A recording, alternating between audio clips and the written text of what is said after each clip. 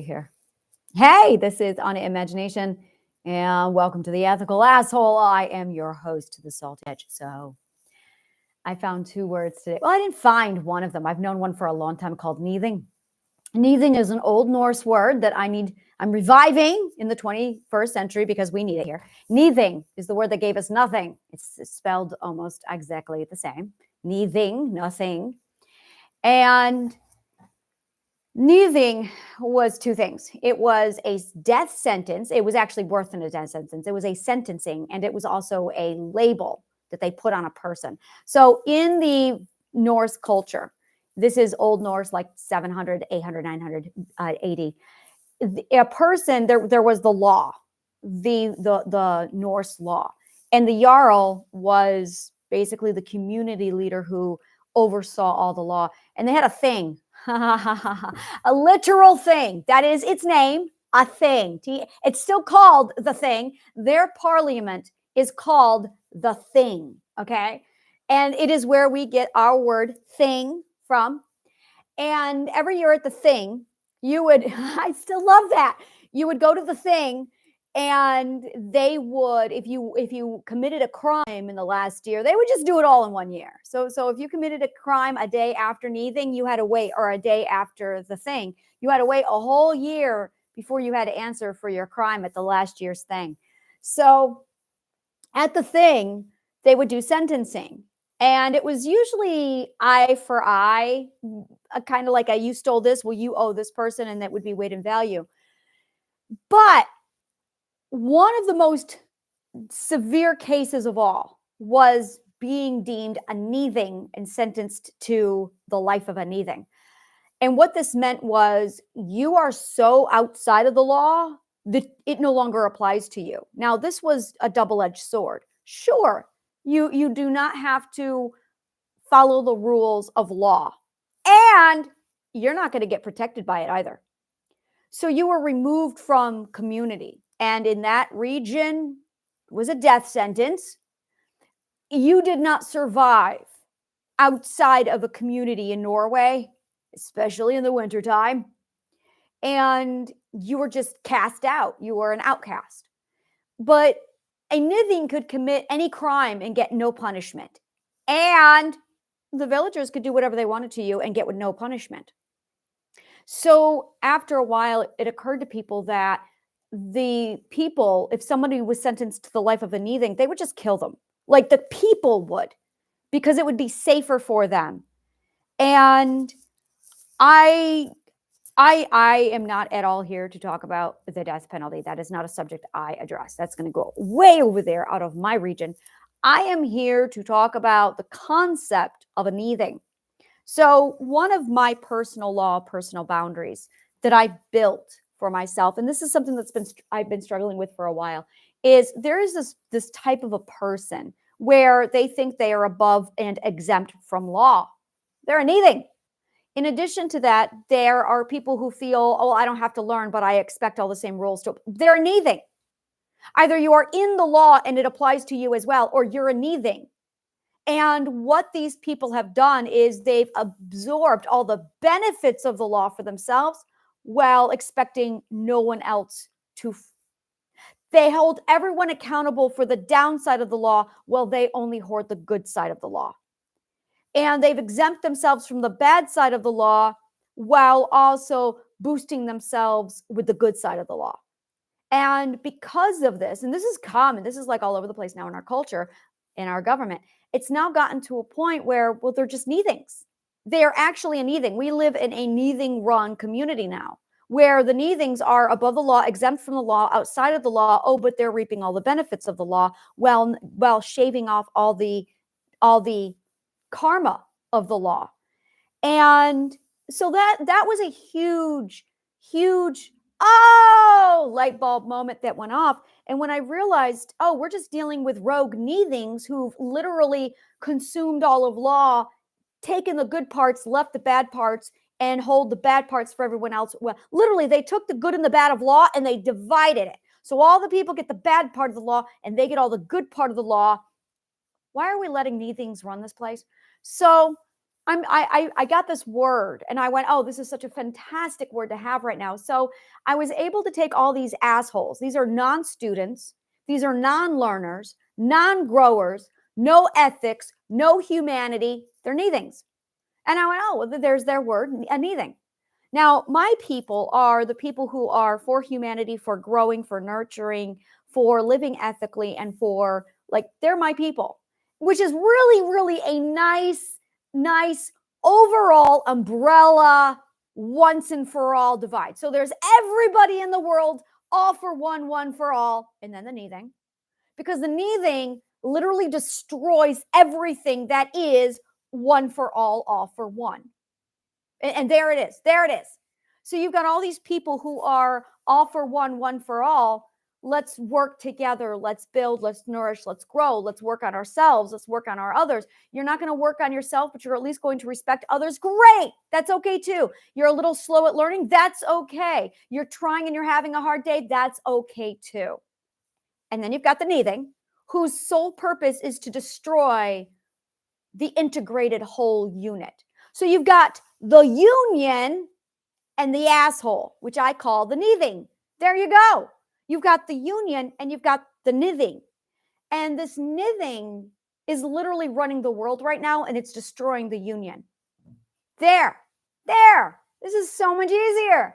So there are characteristic and traits of the neithing. And the very first one is they don't learn. That's the very first thing. These are people who do not learn, which learning is mental health, it's nourishment, it's growth, it's love.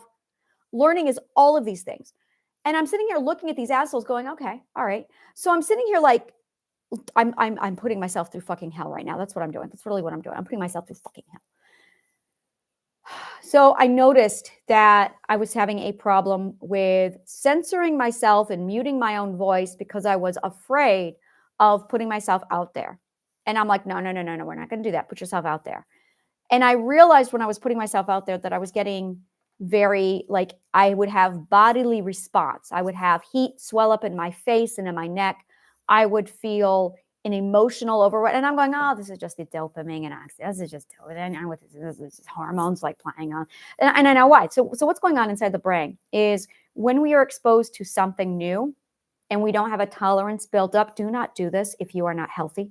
You must have a stable, healthy before you do this. Because if you do this prematurely, you're going to end up traumatizing yourself.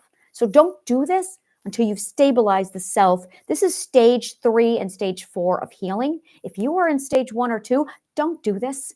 This is really important, and I care about you. Stage 1 and stage 2, do not do this. Stage 3, you're really not ready for it. You should wait a little longer. You need to dip your toes in. This is a stage 4 healing tactic. Please be at stage 4 before you attempt this. So what I learned was, all right, I need to build up immunity. I need to do exposure therapy and step myself into this war zone to build up rejection proof. So I did. I stepped into the war zone. And I'm sitting here going, all right, hit me. Come on, guys. And sure enough, I would put a controversial comment in a forum. And oh my God, did the trolls just go and eat? And I'm like, oh, look at all the new things. Okay, all right. And the new things would they attacked me. Oh, they slandered me. They were assholes. Many of them, and I noticed the common denominator of all the knithings. This is the common denominator. Are you ready? These were the people who were so serious that they did not know how to take sticks out of their butts. This is really interesting. I'm going, wow, they really do not know how to do anything without removing the stick from their butt. Oh, probably because they're not learning. Because when you learn how to remove sticks from butts.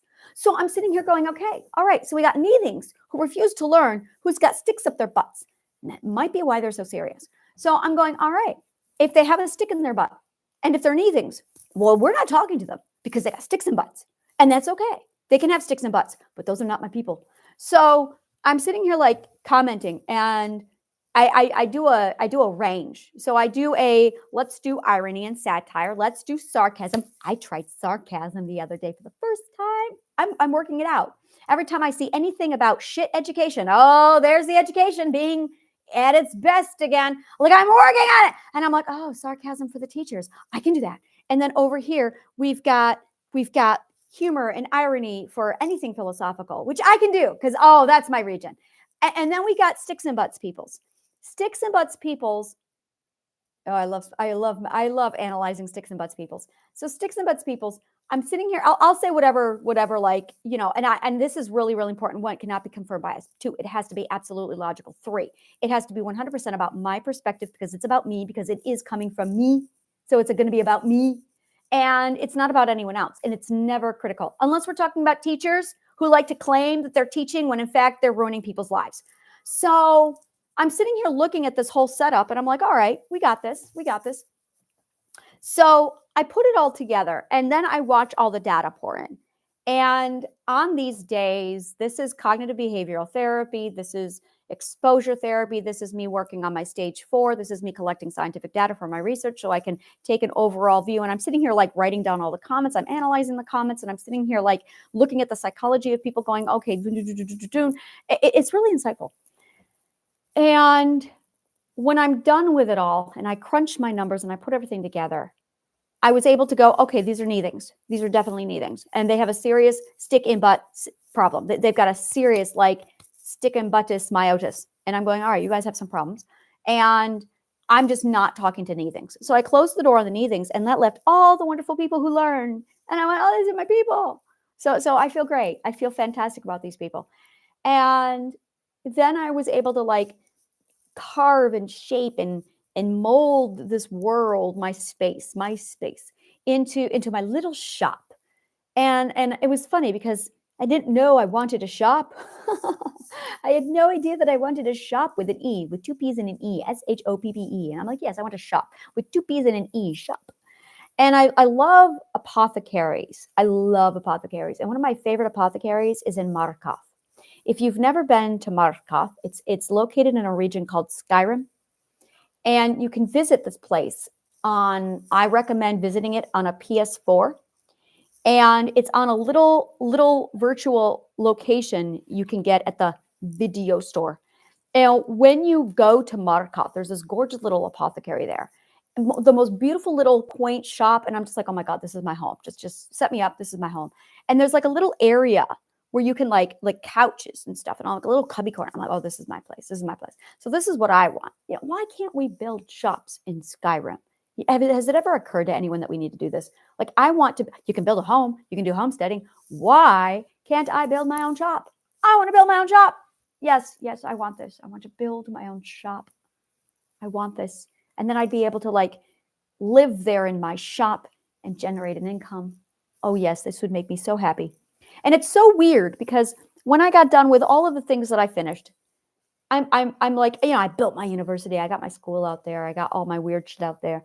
And I got my little communities. I hop around my communities. And then I had this moment where I'm like, this is not making me happy. And I love analyzing happiness. Happiness is easily one of my favorite things. And I'm like, all right, so I did a little trick. You do this trick too. This is a great trick. So there is an order of operations of everything. And once you figure out the order of operations, you literally have life figured out. So a lot of people don't understand the order of operations of words. And because they don't understand the order of operations of words, a lot of people put the words in the wrong order. Now, why this matters is because of this. The very first thing that you're going to get in everything you do is your feelings. Your feelings is stage 1 of scientific method. And it's also stage 1 of you figuring out your shit, which is scientific method. Stage 1, feelings, feel. Stage 2 is seeing the image. So if you're having visions, that's stage 2.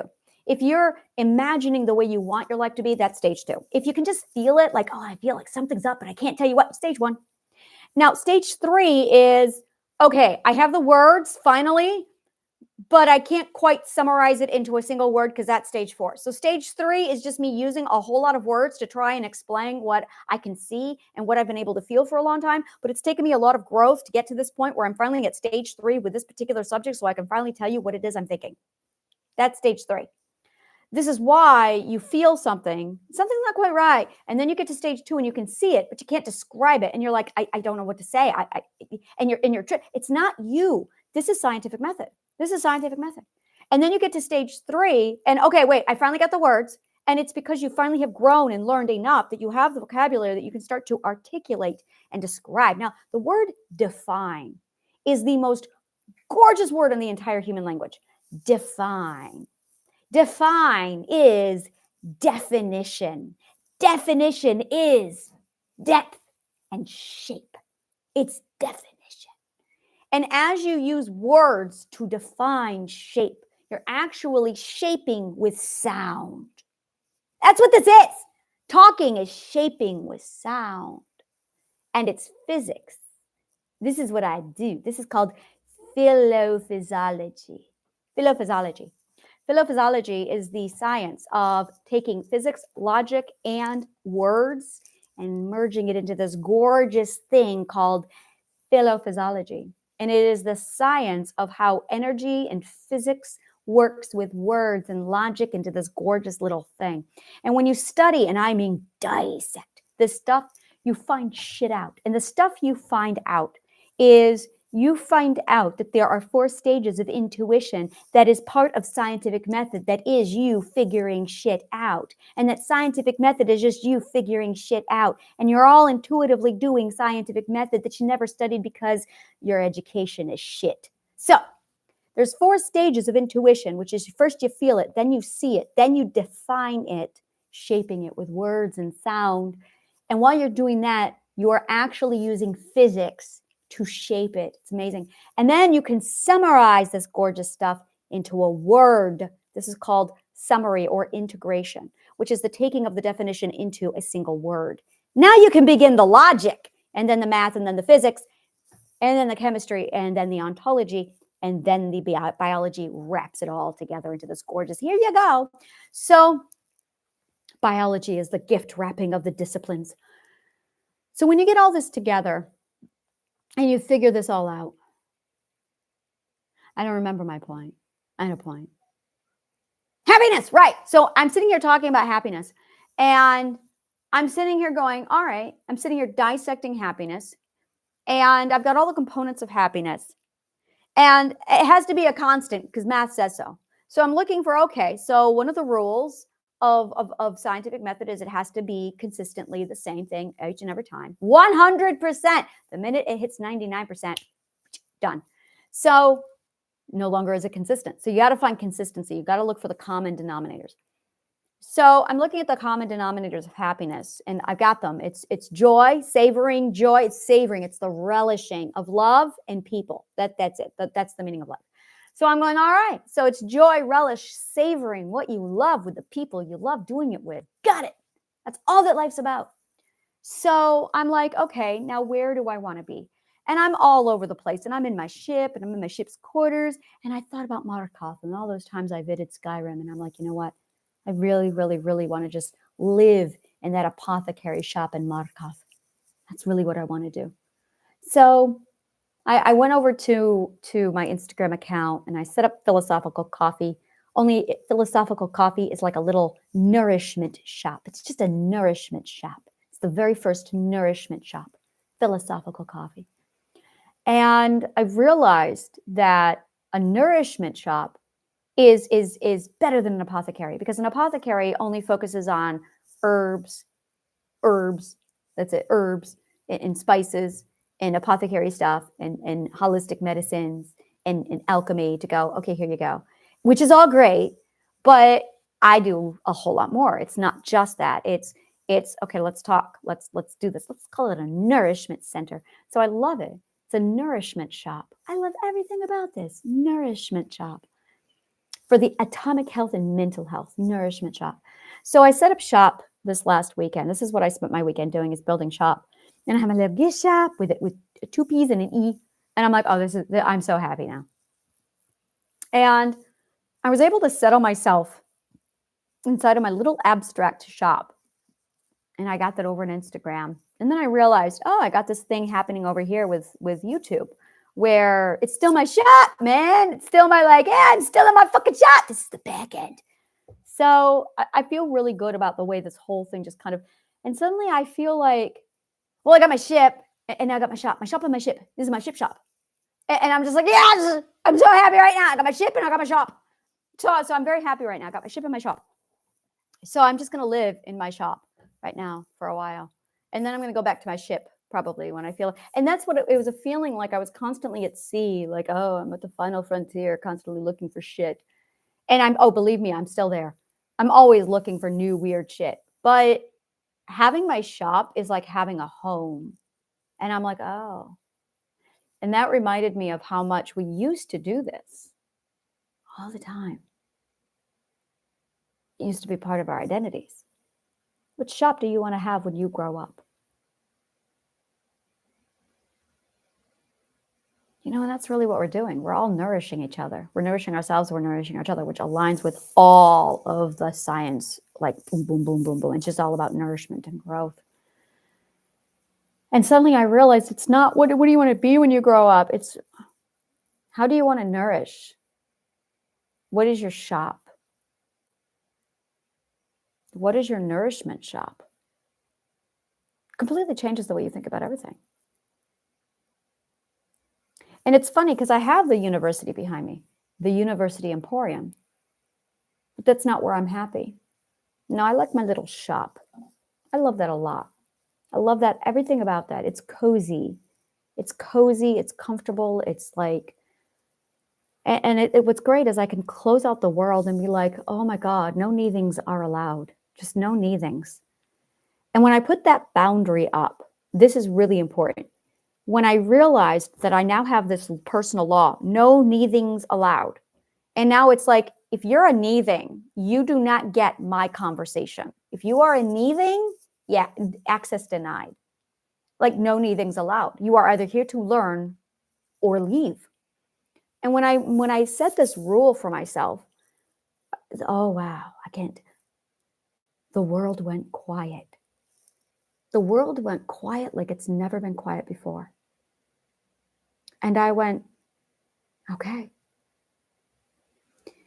So there's a lot of people who are like, oh my God, what the fuck do I do about the neathings? They're everywhere and they're horrible. And yeah, they're horrible. Neathing survival kit. That's what we need. A neathing survival kit. I'm going to have to do that. A neathing survival kit. I can do that. I'm going to put that in my shop. A neathing survival kit. That's it exactly. Because I'll tell you that they are, no, this is it right here. This is going in my shop. We're going to call this a little bag of relief. A neathing survival kit.